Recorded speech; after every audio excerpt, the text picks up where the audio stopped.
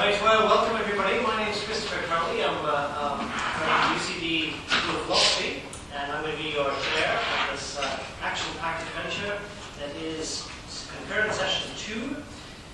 We have Eric Godoy from the Pratt Institute of New York, and I'll hand it over to him. So first of all, I should just say that I've changed the title of my paper, not since I posted the draft online, but from the abstract version, which I originally titled something like The Limits of Responsibilizable Collectives, and I thought that word would frighten people off, but then luckily Philip used it this morning in his keynote. So I take the word from him, and that's the concept I'm interested in this paper. So my aim is here to inquire into the extent to which a collection of agents can together hold responsibilities, even if they don't constitute a recognized group agent. And I situate this discussion within the context of climate change, which is, of course, a collective action problem that affects many people today, and that will have repercussions for many future people as well. So the way the structure of the paper is going to go is I discuss 3 different approaches to collective responsibility and kind of assess their ability to identify collectives that are not agents and hold them responsible. My thesis is that responsibility, if we stick to the requirements of group agents, so I'll distinguish group agents as those types of collectives which exhibit features of agency versus collectives which are not group agents but collections of people, and there are various ways of defining different types of collectives, but that's the sort of distinction I want to hold to here, group agents versus mere collectives. If we hold to group agents, then if we hold that only group agents can be responsible, then there is a wide range of collections that we won't be able to, that will miss. So there's a limitation to that approach. Rather, so my alternative suggestion is that responsibility should also be based on relative social positions that agents occupy within an interconnected and overlapping network of agency. And I'm drawing from the work of Divestment to make this argument. And so my thesis is that collectives that occupy similar positions will possess similar responsibilities that must be fulfilled by acting together with other agents.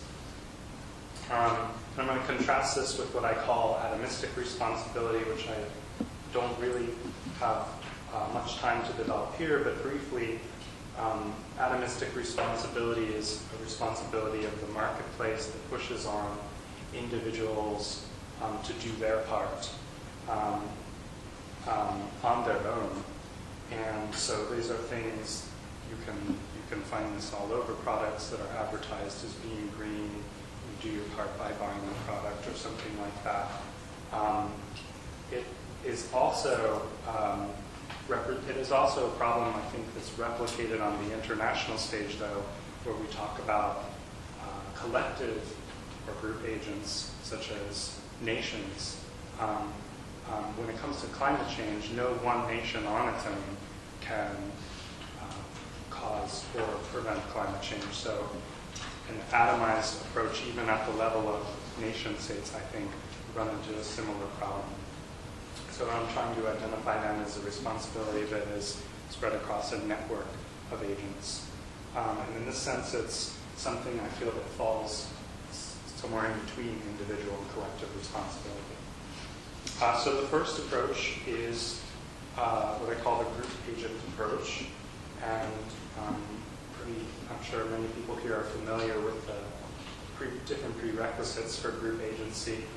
I'm drawing my a list here from this impediment, though I think that not all of these apply to this particular work, but in general, individual agents that share intentions, desires, interest goals, rational decision-making capacities can together make up a group agent. And of course, this is contested. Different authors will put different emphases on different aspects of these and say that without these, they can't be group agents, and others will say, no, it's without these, they can't be group agents.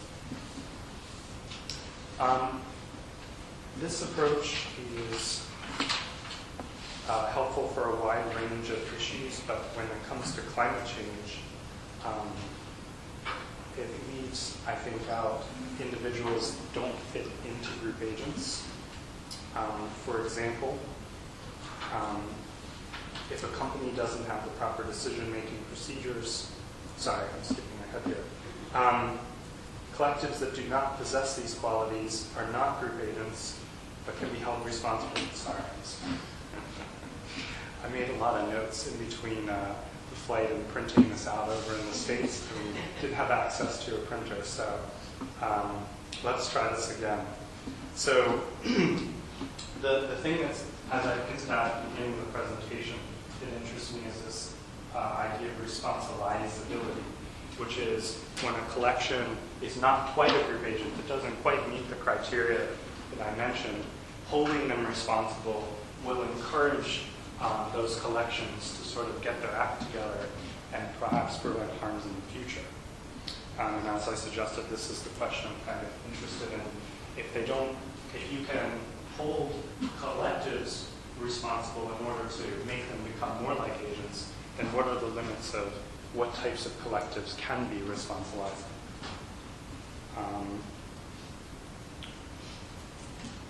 So in addition to holding, say, corporations that don't quite have decision-making procedures and responsible in order to responsibilize them, we do the same thing for children that are not quite agents.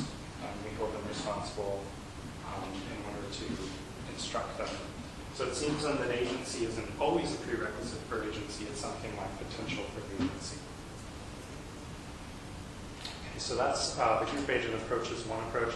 Another approach comes from Virginia Held, as mentioned in the last session for those who were here. And Virginia Held is also kind of interested in a similar question in her 1970 article, Can a Random Collection of Individuals Be Held Responsible? And so she's interested in testing these limits of, let's say it's just a collection of passersby. Can they be held responsible? And she said something like, if it's obvious to the reasonable person that acting together can produce a preferable outcome, then then we can hold that collective responsible. And the example, this was also mentioned in the last session, passersby who find that someone's been trapped under rubble and that they have to work together in order to get that person out. So failing to do so is a moral failure. Failing to figure out how to act together to save the person is a moral failure. The problem with applying this to climate change, however, is I think really well articulated by Stanley Bates, though he wasn't exactly thinking about climate change in this objection, but it seems that if merely being capable of remedying the harm and seeing that something needs to be done, then it seems like when we think about harms like climate change or global ethics, any of those issues, that it seems like everyone in the world is potentially part of some random collective. And at the very least, it's not clear which of these collectives are failing to act. So it doesn't seem like this is very helpful, though I do like the idea of the clear and reasonable criteria. So another comes from, as I mentioned, Virginia Held, which she calls her social connection model of responsibility. And social connection focuses on background conditions and institutions that limit and influence the choices of individual agents. It's a form of political responsibility, which means, unlike duties, it's a little more open-ended. And especially relevant for this conference, it's something that's future-oriented rather than focus on what happened in the past, although there is something to be said about keeping in mind past actions when we're talking about climate change. And most importantly, it's only met by acting with others, so it's, in a certain sense, it's shared. And then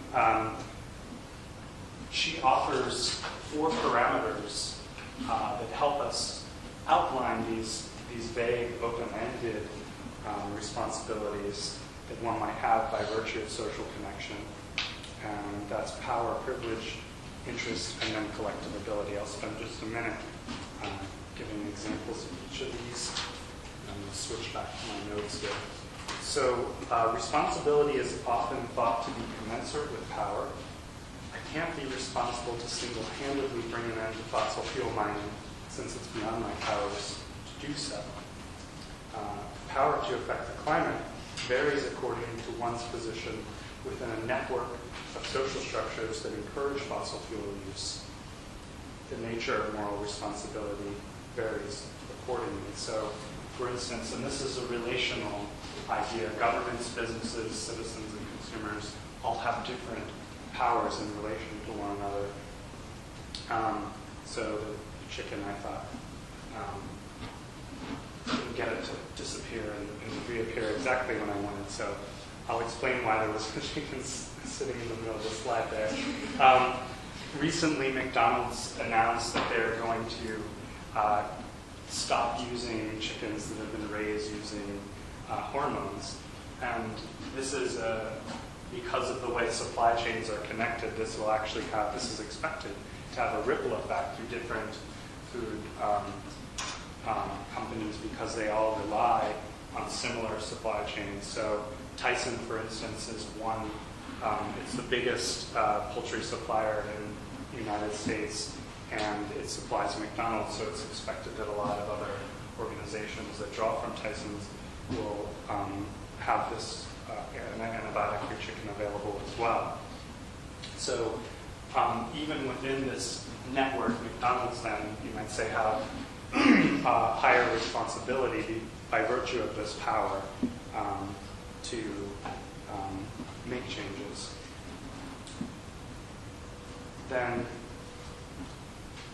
individuals have relatively very little power in contrast to something like McDonald's. In order to make impacts, it's especially important that they work together. Otherwise, taking one off, their effects are negligible, and you run into the problem of wondering what difference does it make if I act or don't act, if I eat organic chicken or antibiotic-free chicken or not, support those industries. And again, I want to emphasize that when it comes to something like climate change, if you're only looking at the effects of single states and corporations, you have something similar going on with the U.S. right now in the Keystone Pipeline, where in the State Department report it says the effects of the U.S. building the State Pipeline or the Keystone Pipeline or not won't make much of a difference because the fossil fuel use will be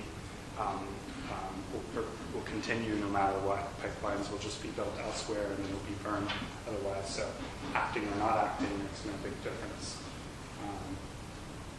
So according to Young, it seems that power is not just the power that we currently have, but the power that we can gain by acting with others.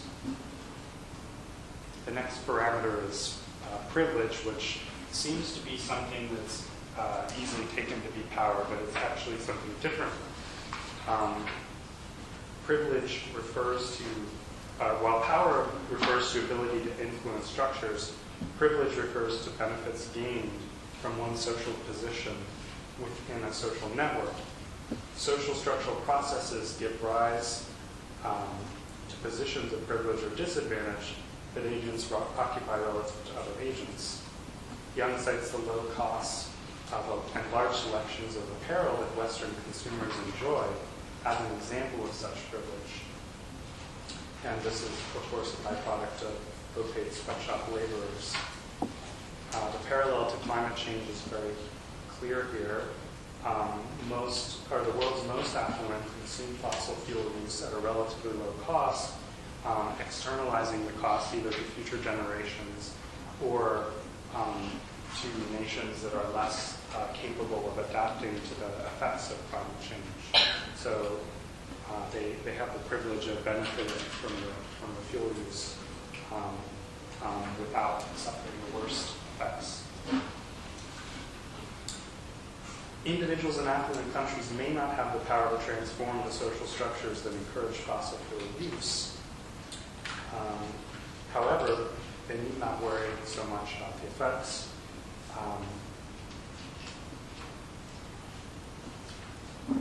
Affluent nations and individuals within affluent nations are also more able to avoid fossil fuel usage by installing solar panels, driving green vehicles, buying organic produce, reducing meat and dairy in their diets, and so on, while the less affluent cannot so easily afford these changes.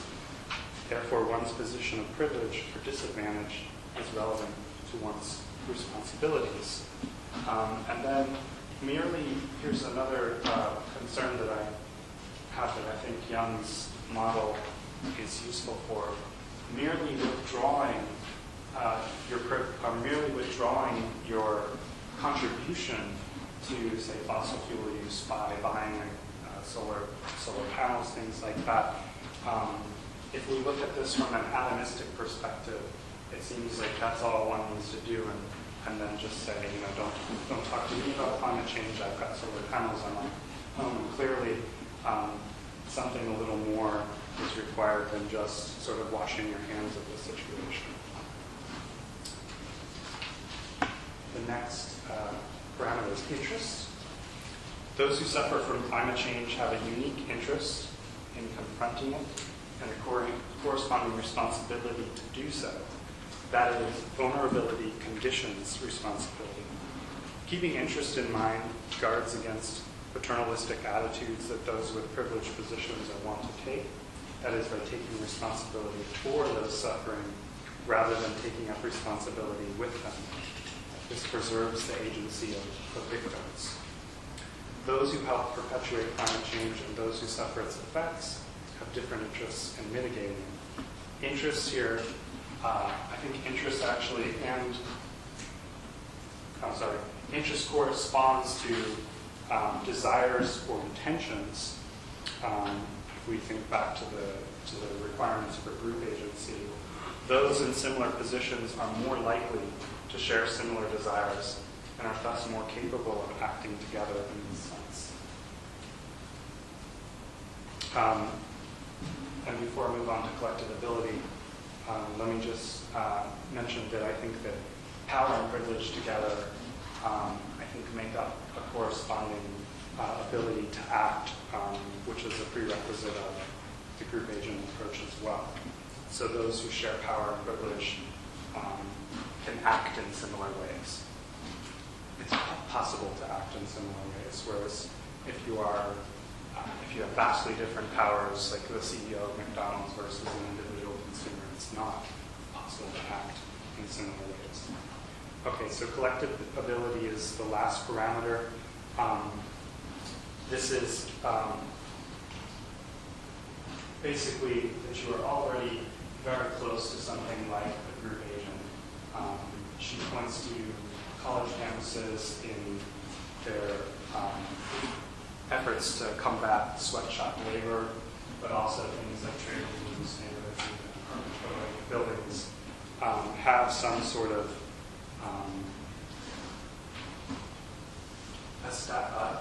ground, you say, for coming together to act as a group.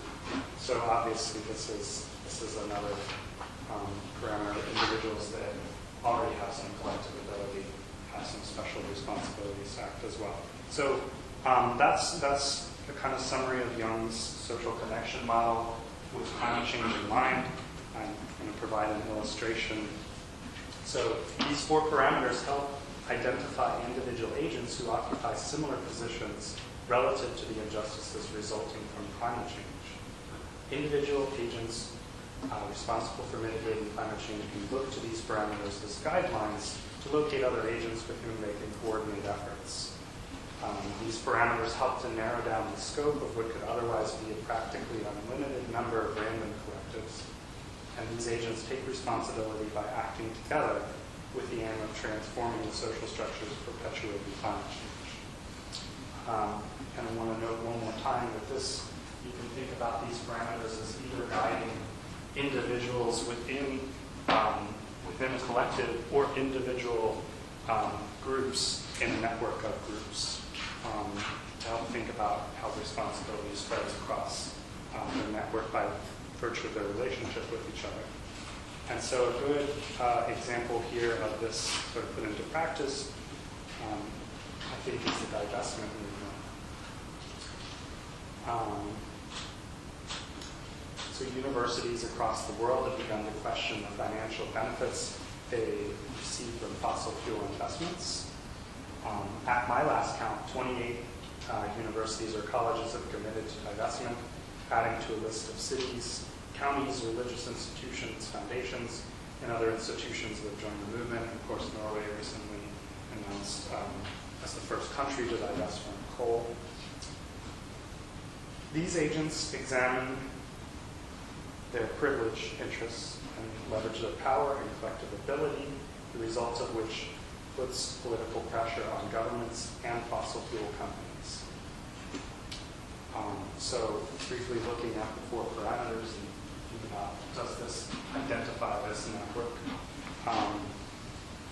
So with respect to universities, universities have similar power. Two more slides. Or one more slide after this. So they have similar power to affect fossil fuel consumption. Harvard, for instance, as a reason for not divesting, said they have more power by staying at the table, by being shareholders and going to shareholder meetings and trying to influence the way fossil fuel companies operate there. However, historically, that's shown not to be very effective. Those agendas or those propositions get voted down.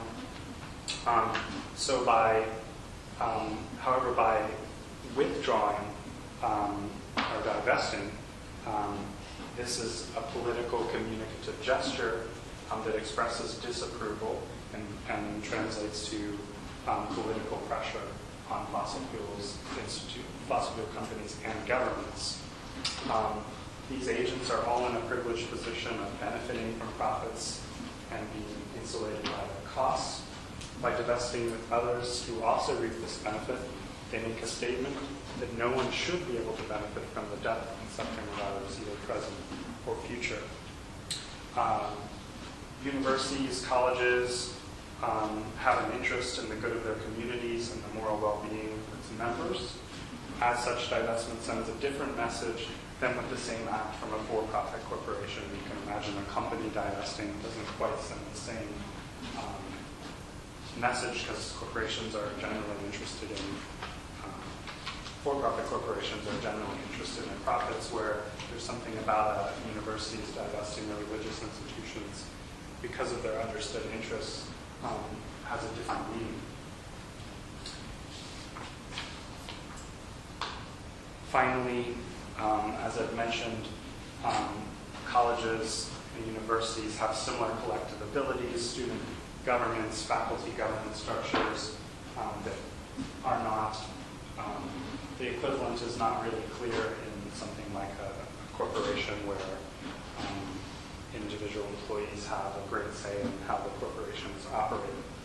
So this makes it easier for them to participate in divestment. So a couple criticisms that have come up is solidarity possible within such a wide network? Again, the criticism of responsibilities being very vague. Social connection merely outlines that you ought to do something to make things better, than not spelling out what. And then the one that I want to focus on and raise a few questions about is this individual or is this collective responsibility? Last slide here.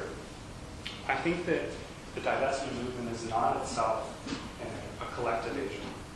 By divesting, agents become part of a movement or otherwise independent agents that are acting to transform the structures that drive climate change in the beautiful planet for generations to come. The movement merely provides a template for agents who wish to divest, tips, tactics, and arguments. This is if you go to 350.org, you can see how to get these, how to get a divestment movement up on your own campus.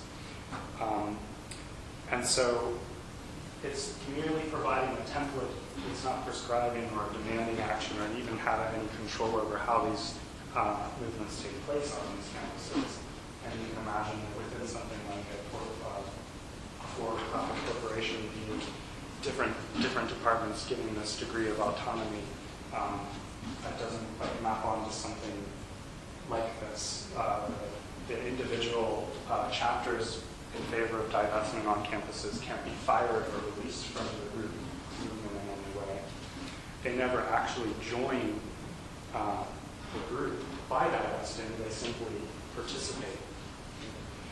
And at the same time, individual divestors can avoid being linked to the movement.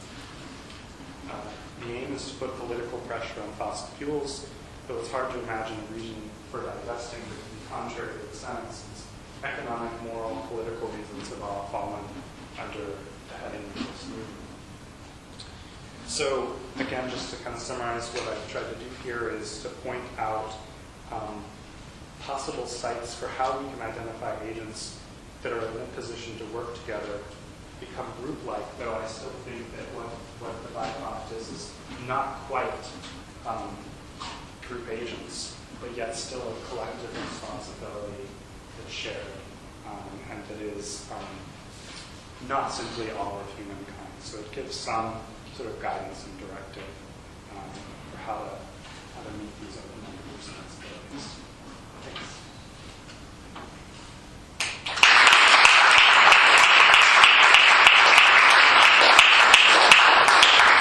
Okay, thanks very much.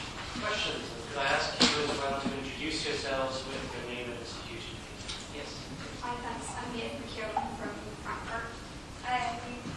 So in Young's social connection, all the responsibility, the four parameters of reasoning, power, privilege, interest, and collectability, are ways for individuals to decide how they're going to take up their political responsibility, right? You seem to be arguing there at one point that the parameters of reasoning are ways for group agents to decide which other group agents to organise with. So I wouldn't say group agents. I would say it can also work that way, I think. Here's where I think it's not work that way, right? Because then you have a situation where you have different powerful collectivities working together, different privileged collectivities, different interested collectivities, different collectivities with collectability, which doesn't make sense anyway, because a collective has collectability, right? Why wouldn't you want, say, powerful agents working with interested agents, like powerful agents helping victims, supporting victims in some way, or privileged agents working with interested agents again? Why wouldn't you want this kind of horizontal network that you eventually end up talking about at the end of the divestment movement? It doesn't seem to make sense to me that collectivities that are simply placed in the social structure should necessarily just work with each other, rather than trying to find agents in different places in the social structure that they can then support and help develop. So I think that part of my sort of desire to get this project going was this flip-flop between, in a sense, it's kind of a response to Synod Armstrong's article, "It's Not My Fault," and finding something right about that, but something very wrong about that idea too, and looking for a way for individuals to have a meaningful notion of responsibility. Ideally, I think that governments are the most effective agents for addressing climate change. The problem is they haven't been acting, and part of that action is cooperating with other governments, right? So that's sort of, this comes out of that problem of filling the vacuum as a second best option. Why wouldn't I want a horizontal network of agents with like privilege? That's what I thought I was arguing for, is that Agents with different kinds of positions working together, rather than agents all of the same position. I think that that's something that is not something I object to or don't desire. I think that in terms of locating, if social connection responsibility is a useful way of thinking about climate change, but the problem is identifying what collective we're talking about. Agents that occupy similar positions will have similar responsibilities that must be met by acting together. That's not to say that, as an individual, I can send money to 350.org, and that's sort of the vertical model, if I understand what you're saying, where I send money to 350.org and say, you're doing a good thing, I want you to keep outlining duties and help perpetuate this movement. That seems fine to me too. But I don't think that that's not the problem I was trying to respond to. Does that satisfy you?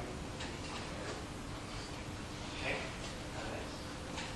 Hi, Suzanne Collins, University of Manchester. So I was wondering about what the role of responsibility is really in your account, because it seems that it won't always be most efficient to form a group agent that can be held responsible in order to act on climate change. And the example of 350 perfectly exemplifies that that's not necessary. So you started with saying that you're interested in responsibility, but that doesn't seem to be what you're arguing for. And I don't think it should be necessary because it's not always the best way to go. So what role does that play? Are you suggesting that what we're trying to do is responsibilize group agents, and if so, why? So that kind of follows the same thought process that I had in thinking about this paper and then reaching the conclusion and saying, am I still talking about what I started off with? What I think that what I come to at the end of the paper is, maybe group agents are not the only types of entities that need to be acting. And the concept of responsibility, this is why I dropped it from the titles, it's such a terrible thing coming off the tongue. The concept is to get basically people to act together. And so one way of acting together is to establish a formal group agent, right? So it's either one way is we can all come away from this conference very concerned and form some sort of nonprofit, and then we're a group agent and we can act and make decisions, something maybe like 350. But I think also there's still something about social connection that requires acting together. So responsibilizing in this sense doesn't mean forming a group agent, but I think it can also mean understanding your responsibilities in the context of your social position that you meet by acting with others in similar positions. So you need something slightly different than the computer made by that term. Okay, that's helpful. Okay. Any other questions? Yes. Can you say a little bit more about... Sorry, Bill Rinch. Can you say a little bit more about the locus of this kind of responsibility? Is it a responsibility that falls on individuals in virtue of their membership of the right kind of groups? Or is it a responsibility falling on the group itself? Because, and so how does that relate to how you understand membership? Because sometimes she seems to be thinking of responsibilities falling on members in virtue of their membership of those groups, and sometimes on. The word membership is tricky because that makes me think more of something like a proper group or a formal group, whereas young social connection I don't think anything hangs on that. The issue is, does it fall on individuals or does it fall on the collection? It is an individual responsibility that is only met collectively by acting with others. So I think that there are going to be some people that say, well, obviously that's an individual responsibility, and I don't think it quite is, though. I think that responsibilities take on a new context in light of how other agents act. And that's why I was uncomfortable with the word membership, is this isn't membership, it's about position within a network of other agents and agency. Okay. I want to ask, you talk about power, privilege, and interest, right?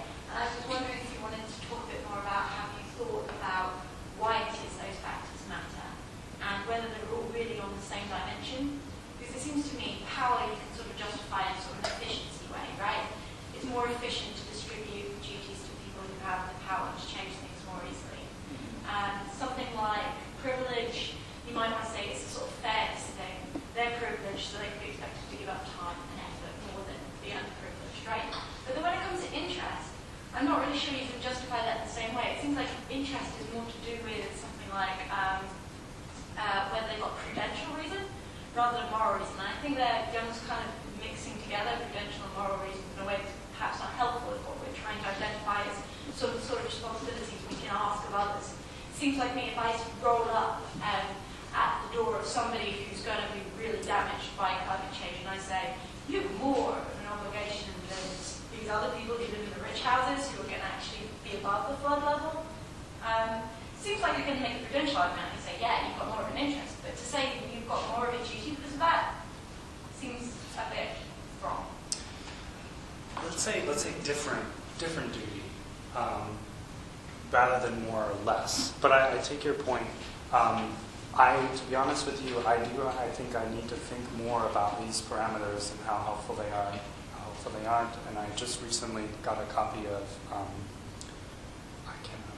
is it Elizabeth Cripps? Okay, her book from 2013 that I'm finding incredible. And she has some different sort of categories, like the young and the able, which I think are could be interesting to put them in a dialogue with Young's parameters and maybe be more critical of that. But the main reason I think they're helpful is they're helpful for identifying other agents with whom I can act. If this is a responsibility that has to be shared, then one of the problems is with whom and how do we find them. And so interest is something that that kind of guards against moral corruption. I have an interest in my interest in combating climate change is not that it's going to threaten my livelihood. It's just going to make me feel really bad about myself. I think that type of folks that fall into that area are going to have different precautions to take than someone who stands to lose their house or die of drought. I mean, that could be one of the big advantages of your account, right? If you're using it to identify allies, right? Identifying people who've got an interest might be a pragmatic way of identifying allies. That might be an advantage over using it in a different way. Maybe you could sell that. Okay, time for one more question. Yeah, my name is John Baker, lately of this parish. I've had this really interesting, and I'm sorry I came in a little late, so I didn't hear your original framing. But I think that what I find really engaging about it, that I haven't got my head entirely around it, is that it does create at least the possibility for thinking about collective action in ways by collectives that don't have these sort of well-established institutional forms. And yet, I suppose what I find myself kind of spinning around in my head on just at the moment, and this isn't really a criticism because I'm not sure I've got it well enough to, is that, on the one hand, and I'm kind of trying to situate this within what I know about Young and Lowell, who I think is a great author. So on the one hand, if you're looking at kind of in a backward-looking way, you say, okay, well, what collectives should we hold responsible for climate change and for the demise of the planet and all that? Then it seems to be absolutely kind of a fertile line to say, well, we should hold responsible the privileged, the powerful, the people that are actually in control of what's going on in the capitalist economy and are generating all this stuff. Right? And so, in that sense, they are also the ones who should carry responsibility for doing something about it, instead of forcing a whole lot of people who are the shit out of climate change to somehow or other take responsibility for doing it. So that all that looks very promising to me. And then on the other hand, there's also a question which is kind of related to what May said, which was that the collective action that is likely to make these changes is going to be is possibly more likely to be from the people who are at the shit end of climate change and who have a collective interest in doing something about stopping those privileged people from carrying on as they are. Right? And so I'm kind of interested in how sort of both those levels of collective action take place, because I mean the social and political movement that might actually stop climate change is probably a movement that isn't from the people who are responsible for the mess we're in, but from the people who are lose out from the mess we're in. So I'm not sure whether that's a question to answer, but it's a kind of reflection. I think that's why this is a useful model, because it emphasizes differentiated responsibility and tries to, it's very easy to think about victims as having no say. The victims, they're being subjected to injustice, but that's precisely why she included interest in one of the parameters who focuses on sweatshop labor. So another concern is that if you just have people mobilizing that are, suffer the injustice of affordable clothing that's produced in sweatshops, then they can often cause harm to, by simply boycotting, for instance, is arguably morally not a great thing to do, because then it ends up closing down factories. So it's more complicated. So engaging or keeping in mind agency on both ends of the spectrum hopefully guards against that. I'd like to thank Eric very much.